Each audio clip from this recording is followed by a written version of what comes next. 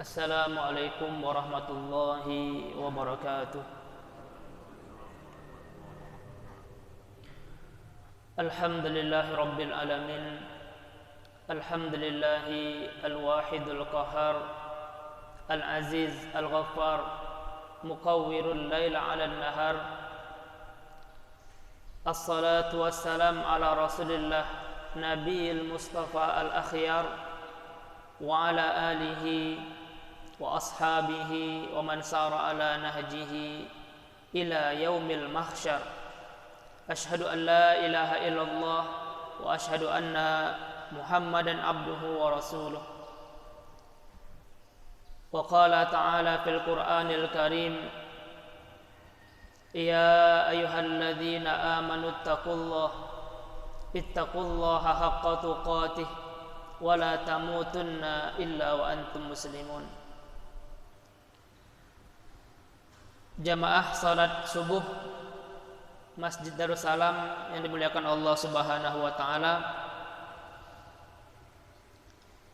Yang pertama-tama kita bersyukur kehadirat Allah Subhanahu wa taala. Alhamdulillah, pada subuh yang penuh barakah ini kita masih diberikan Allah kesehatan, kesempatan untuk dapat melangkahkan kaki kita menuju masjid yang selalu dirindukan oleh orang-orang yang beriman.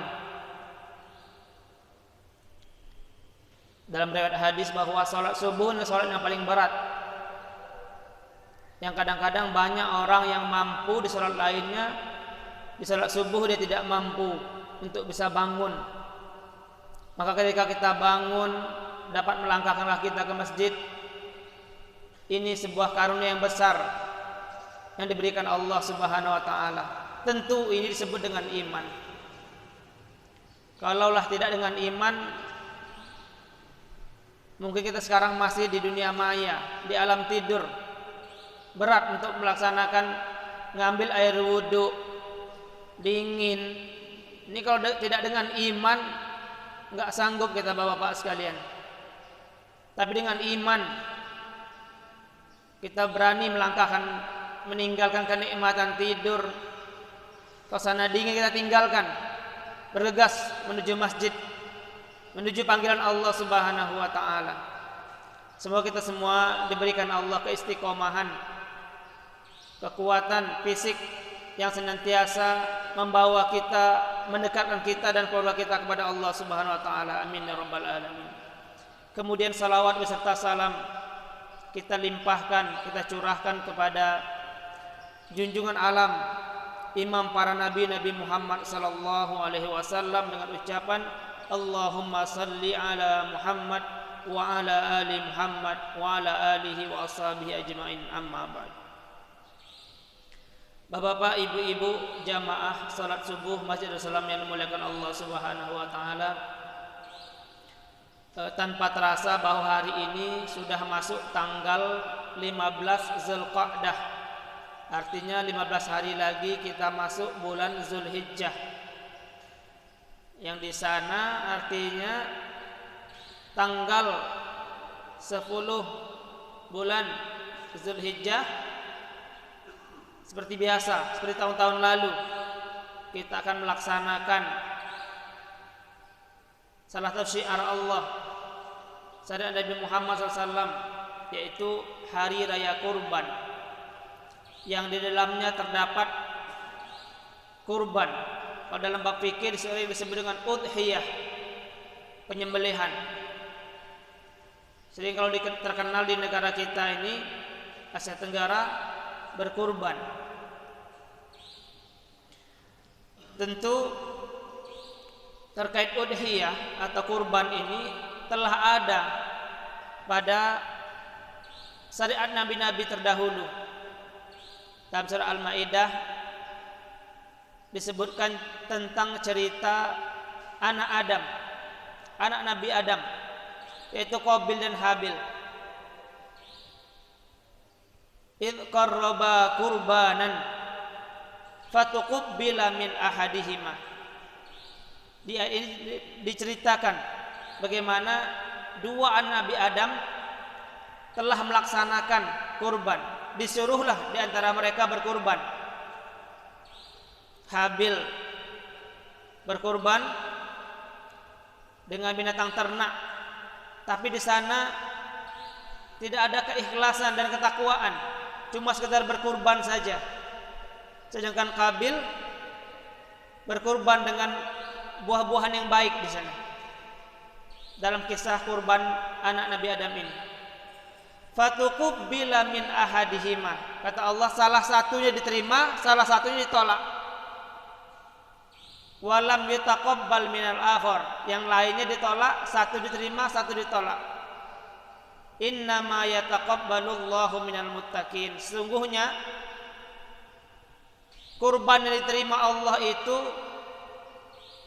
adalah kurban yang disertai dengan ketakwaan, keikhlasan. Ini yang terjadi syariat kurban pada masa Nabi Adam alaihissalam. Lanjut berikutnya ke sejarah yang paling besar, kurban yang diperintahkan.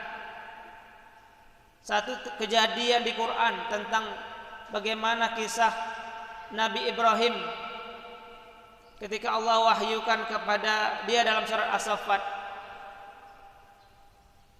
ya bunayya inni ara fil manami anni azbahuka faltanzur madza tara. Wahai anakku, kata Ibrahim, ini berpindah kepada syariat Nabi Ibrahim setelah Nabi Adam tadi. Wahai anakku, kata Nabi Ibrahim pada Ismail,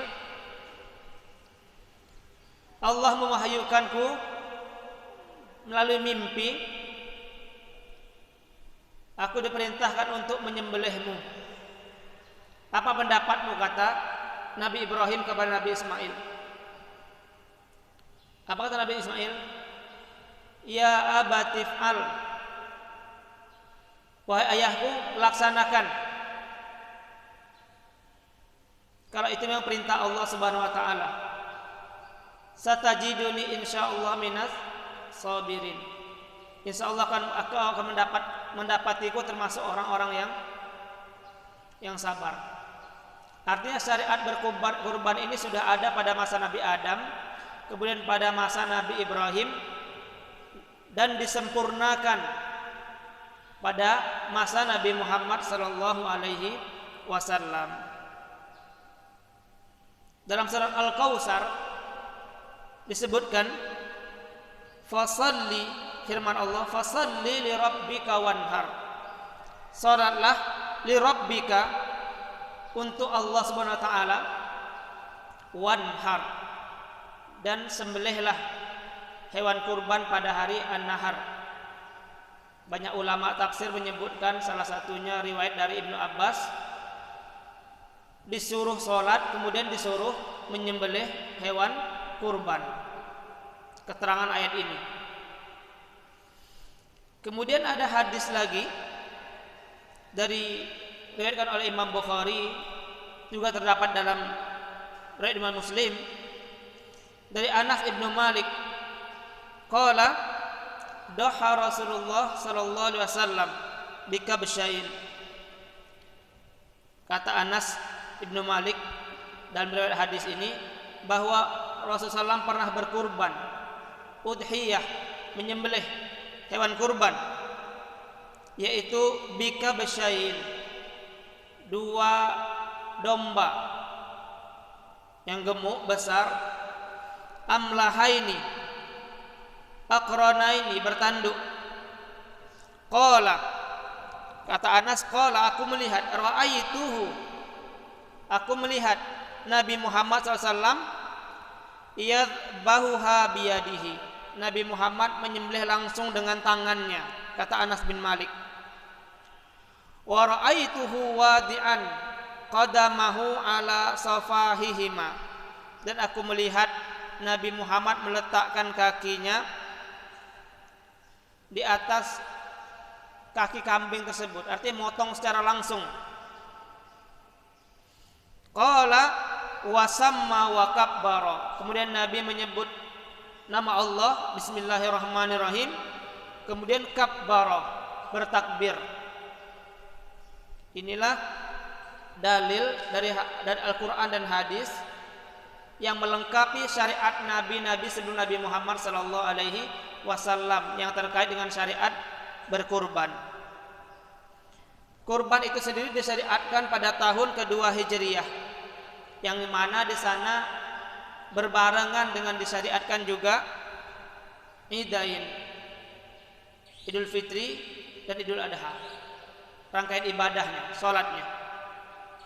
Dan di sana juga di tahun kedua Hijriah itu turun juga syariat zakat mal.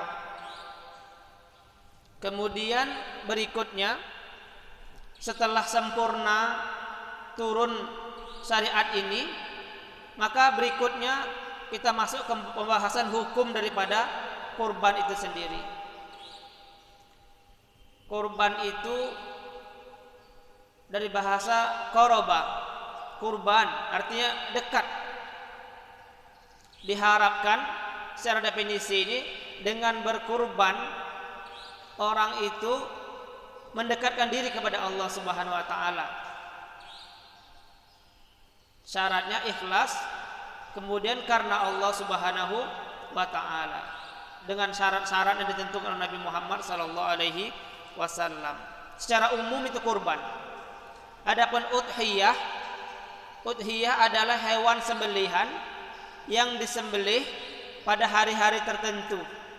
Ini lebih khusus dia. Kurban lebih umum, udhiyah khusus, yaitu hewan kurban yang disembelih pada hari nahar, pada hari raya Idul Adha. Dimulai setelah selesai sholat, lebih afdol dilaksanakan. Boleh ditambah lagi hari-hari tasyrik, tanggal 11, 12 dan 13. Kenapa ditambah waktu yang panjang? Mungkin ada bagian di antara orang mukmin ini, orang-orang muslim ini belum siap di hari pertama, dikasih kesempatan di hari kedua.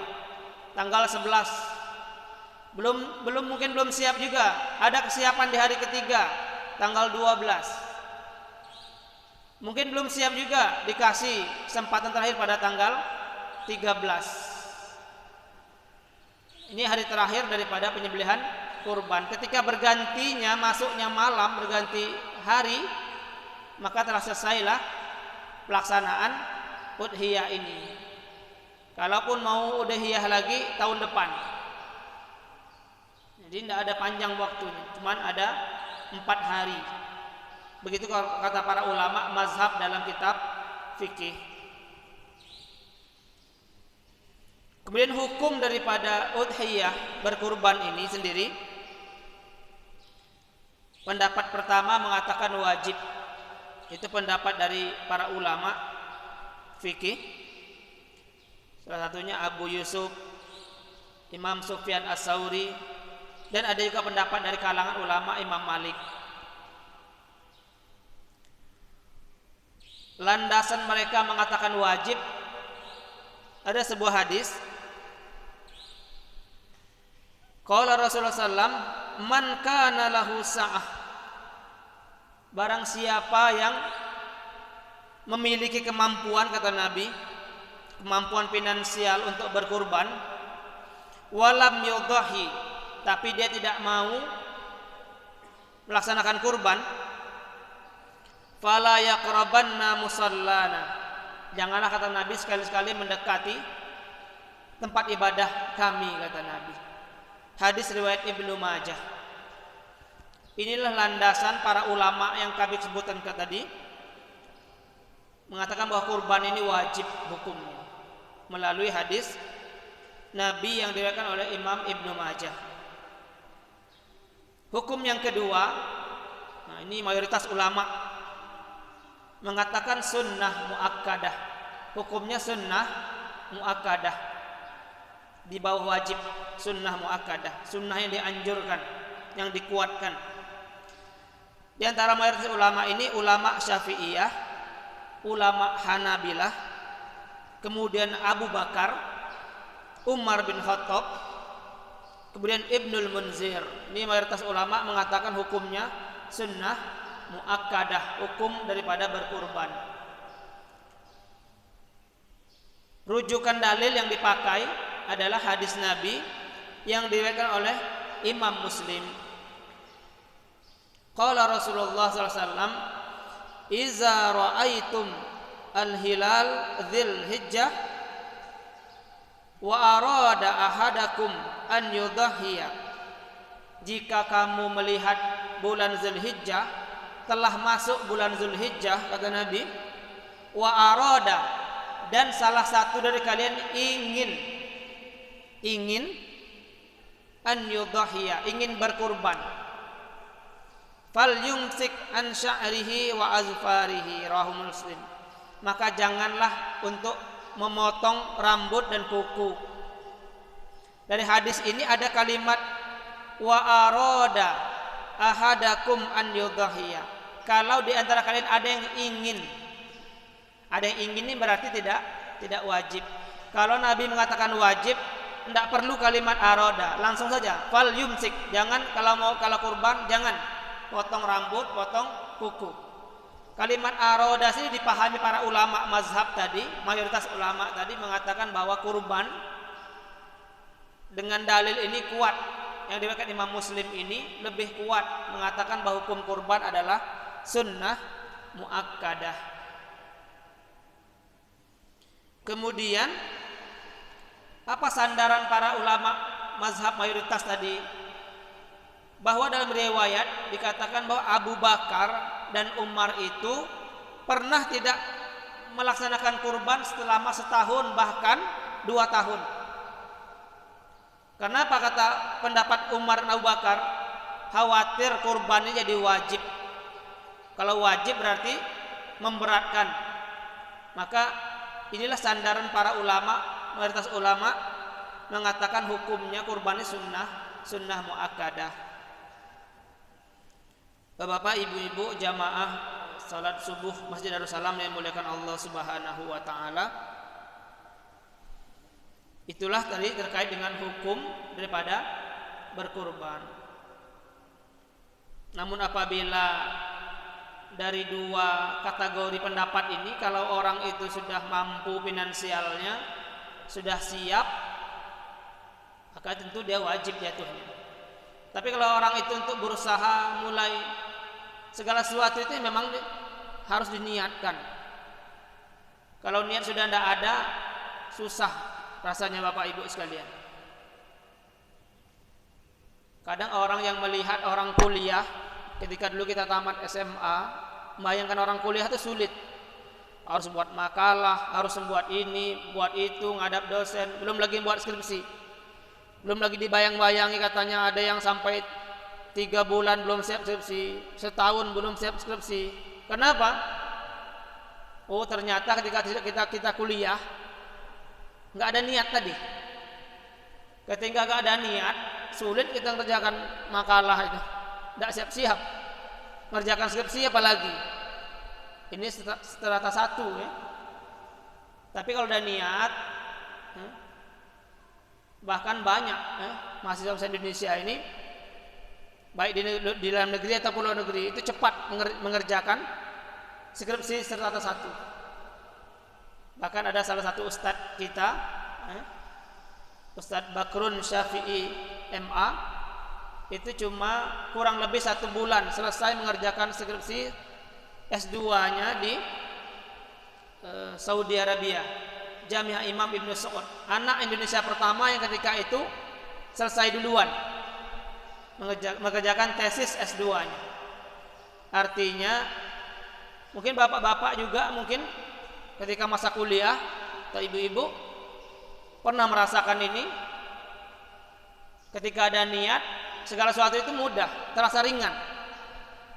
Termasuklah kita hendak bangun subuh, hendak bangun malam. Coba kita niatkan sebelum tidur itu mau bangun malam, insya Allah bangun, walaupun tidak pakai alarm. Artinya memang niat ini memang langsung terkoneksi dengan pikiran kita, dengan hati kita. Jadi tanpa kita aba-aba, tanpa ada alarm pun bisa bangun. Itu sering kami buktikan ketika jadi santri dulu, ketika sekarang kita beraktivitas tanpa alarm pun, kalau biasa bangun setengah 4 umpamanya, bangun jam 4 bangun sendiri. Artinya hukum ini sekedar menyatakan hukum saja, tapi anjurannya sangat ditekankan, karena banyak kebaikan yang didapat dari orang yang berkurban. Maka itu kita masuk kepada keutamaan daripada berkurban.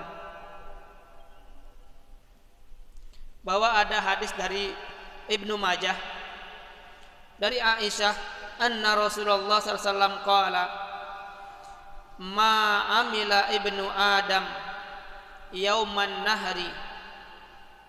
Dari Aisyah bahwa Rasulullah SAW bersabda, tidak ada amalan anak cucu Nabi Adam itu pada hari nahar, hari Idul Adha itu, ahabbu ilallah, lebih dicintai di hadapan Allah Subhanahu wa taala, min hiraqid dam, yaitu mengalirkan darah hewan kurban, menyembelih kurban, berkurban maksudnya. Apa keutamaannya, kelebihannya orang yang berkurban itu? Layati yaumal qiyamati bikuruniha, sesungguhnya akan datang pada hari kiamat nanti, kata Rasulullah SAW, bikuruniha, hewan yang disembelih tadi akan menjadi pahala yang berbentuk apa? Akan datang semuanya. Bikuruniha, dengan tanduknya, wa azfar wa azlafiha, kukunya, wa ash'ariha, bulu-bulu rambutnya. Kapan? Wa innad dam la yaqa' minallah azza wa jalla, sungguhnya belum sampailah darah yang disembelih itu kepada Allah Subhanahu wa taala, bima kana qabla an yaqa' 'alal ardi, darah yang disembelih, hewan yang disembelih oleh orang yang berkurban itu belum sampai darahnya ke tanah, telah sampai pahalanya kepada Allah Subhanahu wa taala. Telah sampai niat baiknya orang yang berkurban itu kepada Allah Subhanahu wa taala sebelum darah sembelihan kurbannya jatuh ke tanah. Fatibu biha nafsiha, fatibu biha nafsan, maka dengan berkurban ini dapat mensucikan jiwa kita. Hadis riwayat Ibnu Majah. Jadi berkurban tadi, kalau kita lihat hadis yang tadi, Nabi menyembelih langsung. Artinya di sini ada anjuran ketika orang yang mau berkurban, kalau bisa dia mampu, dia sembelih sendiri, lebih bagus. Kata para ulama, ini termasuk syiar, mengagungkan syiar-syiar Allah. Yang kedua, kalau dia seorang perempuan berkurban pada Idul Adha, enggak mampu, bisa nyuruh orang lain, tapi tetap datang menyaksikan hewan sembelihan. Termasuk bagian daripada mengagungkan syiar Allah. Di Quran Allah Subhanahu wa taala firmankan, wa may yu'azzim min sya'airillah fa innaha min taqwal qulub. Orang yang mengagungkan syiar-syiar Allah, termasuklah ibadah kurban, termasuk syiar yang harus ditunjukkan kepada orang-orang sekitar kita, sebagai tanda apa? Tanda syiar kita, orang-orang muslim, kepada saudaranya yang bukan non muslim, bahwa inilah kami dengan berkurban, berbagi kepada saudara kami yang masih belum mampu untuk membeli daging yang kurban ini. Berbagi, meningkatkan sosial keuhuhan, persaudaraan antara kaum muslimin.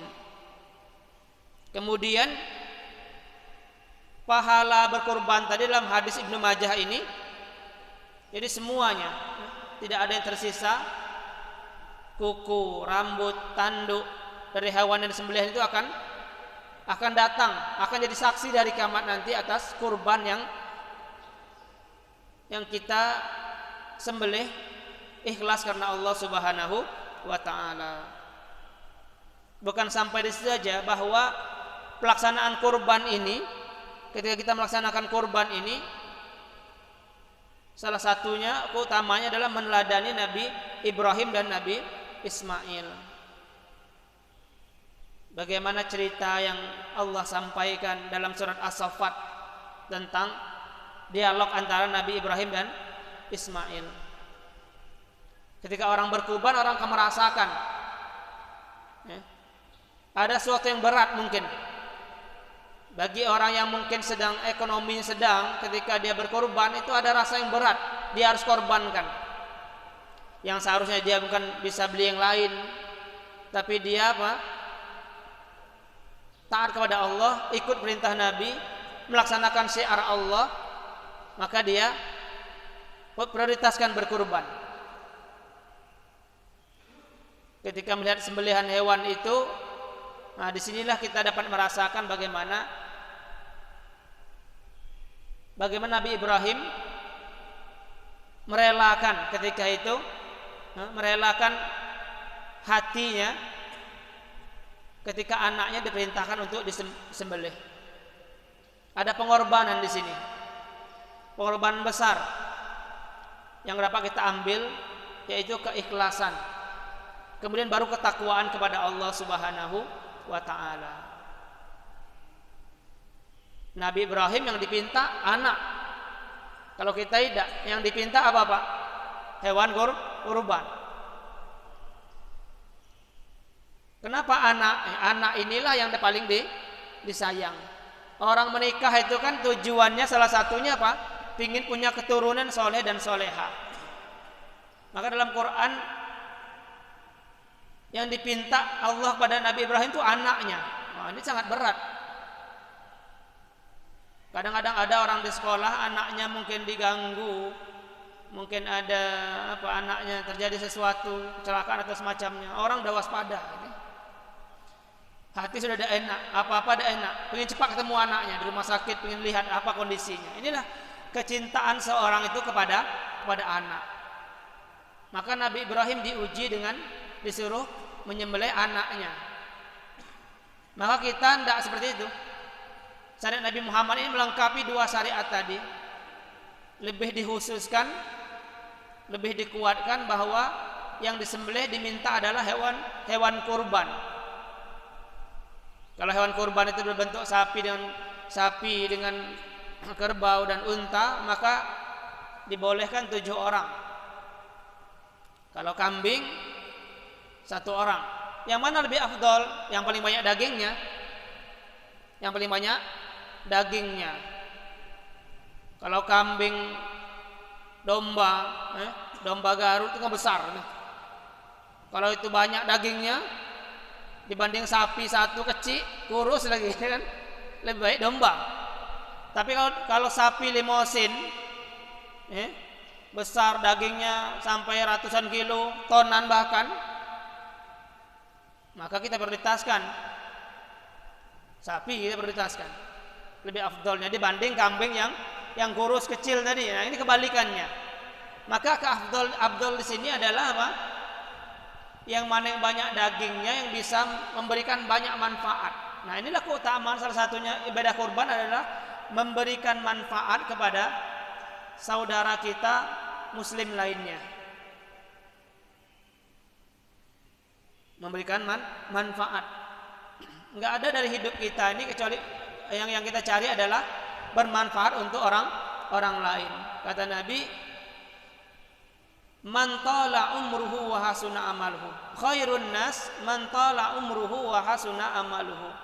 Sebaik-baik manusia itu adalah umurnya dikasih panjang oleh Allah Subhanahu wa taala, wa hasuna amaluhu, dan banyak amal kebaikannya.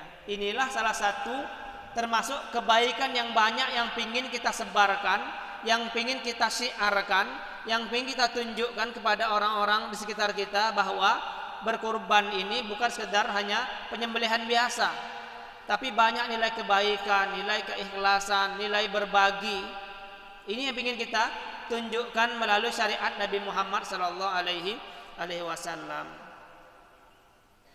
Berikutnya dalam kurban ini salah satu keutamaannya adalah tidak mencintai dunia yang terlalu berlebihan. menghilangkan rasa cinta kepada dunia berlebihan. Bukan menghilangkan apa? Kecintaan yang terlalu berlebih. Kalau kita manusia ini yang secara tabiat manusia ya suka kepada harta, yang suka mobil, hobi mobil, yang suka hobi motor, ini manusiawi. Cuman di sini dianjurkan tidak mencintai dunia secara berlebihan. Kalau orang sudah cinta pada dunia berlebihan, sulit Bapak Ibu sekalian untuk berkurban yang cuma sokongan. Umpamanya sapi 7 orang itu berat, walaupun sekitar mungkin 2,5 juta. Padahal dia kaya, ya kan? Ini berat mengeluarkan 2,5 juta. Karena orang ini kalau sudah diliputi cinta dunia, ini susah mengeluarkan duit, ini susah.